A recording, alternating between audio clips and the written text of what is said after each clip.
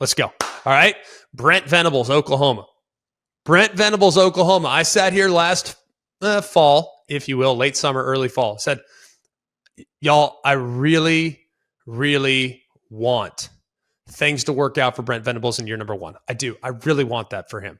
I like Brent Venables, have covered Brent Venables for the better part of the last 8 years. I respect the heck out of him. I respect the heck out of the Oklahoma program. But there is a little bit of an unknown right now. There's a little bit of an unknown because we've seen Brent Venables do amazing things with Clemson's defense.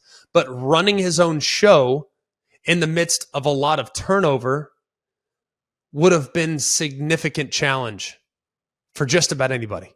That's a tough spot to be in, especially when you're inheriting a program that has won double-digit conference championships, inheriting a program that has played for multiple national championships, inheriting a program that had won multiple Heisman trophies, inheriting a program that had dominated their league for the better part of the last 2 decades. So it was going to be a difficult thing to anticipate him stepping right in and the program's better. It just wasn't going to happen. But I don't think any of us could have envisioned them slipping back to the first losing season since 1998, the first 3-game losing streak since 1998, the first time without consecutive 10-win seasons since 1998, their worst shutout loss since 1945. We all know the low points, right? I don't need to... Oklahoma fans know the low points. They know the talking points, and it's understandable. There's a lot of reasons to be disappointed with how things went, especially when you take into account that you've won 18 double-digit seasons since 2000. I mean, that is pretty dang remarkable. But here's the positive. I am really optimistic about where he's going. Now, I can't sit here and tell you without a shadow of a doubt that we're going to look back at Oklahoma and say, hey, man, this is the recruiting class that flipped it. This is the recruiting class that made their presence known. But, man, I feel so much more optimistic today than I did even a year ago. Because a year ago, it was like, man, this is tough. I mean, they just lost such a great coach. They just lost their quarterback. Now I'm really optimistic because I feel like they've gathered themselves. And I know that Oklahoma Sooners fans don't want to think that last year was rock bottom. I think it might have been.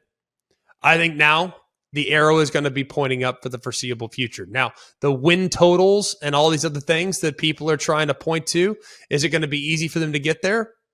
Probably not. It's probably going to be pretty tricky. But I am really optimistic. Let's go through the schedule just a little bit, okay? Let's just go through the schedule and let's find some losses because I think this team has a chance to be a player. A lot of people think there's no way they're going to be able to catch TCU and Texas and the other schools, Texas Tech, in the Big 12. I think they could very well find themselves in the Big 12 championship. I really believe that because I think about what they did as far as their high school recruiting class.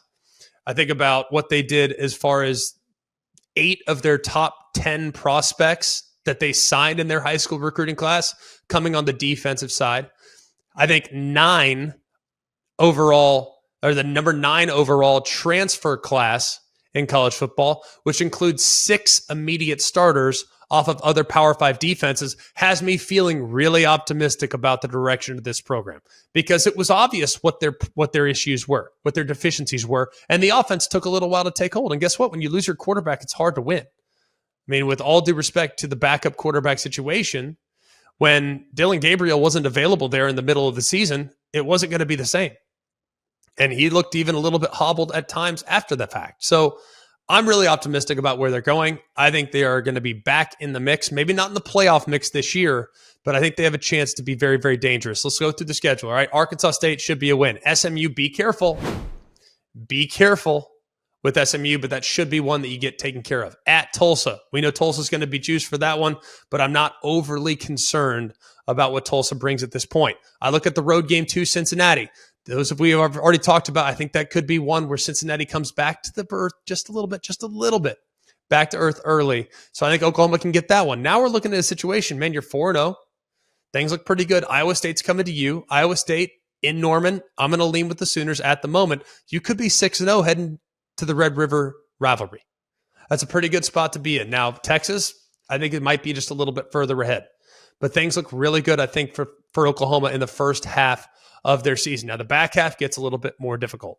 I think you could be 6-1 coming out of that Texas game. UCF at home. At home, I feel good about it. If you're in the bounce house, going to be tough, but I feel good about that possibility. How about at Kansas, at Oklahoma State? Two very difficult games. If you get a split there, you got to feel good about it.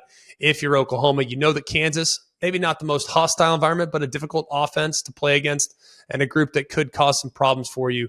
And we know Oklahoma State, they're going to have that one circled for sure. Based on what you've heard from Mike Gundy in the offseason, tell me they haven't been circling that one. I think they probably have. West Virginia at home, that should be one you get. TCU at home in the last game of the year, that should be one that I think will be a bit of a toss-up, but I like your chances in that game as well. And then the road trip that is sandwiched by those two aforementioned games to BYU. Be careful. Going to be cold.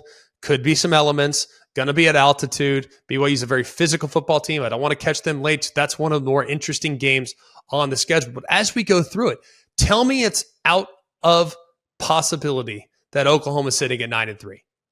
I mean, I think it's a very real possibility. I'm not trying to drink the Sooner Kool-Aid, but I would be surprised if this team limped to the finish like they did at times last year. They're going to bounce back and they're going to be better on defense. They got to stay healthy, but I am cautiously optimistic about year number 2 for Brent Venables and the Sooners.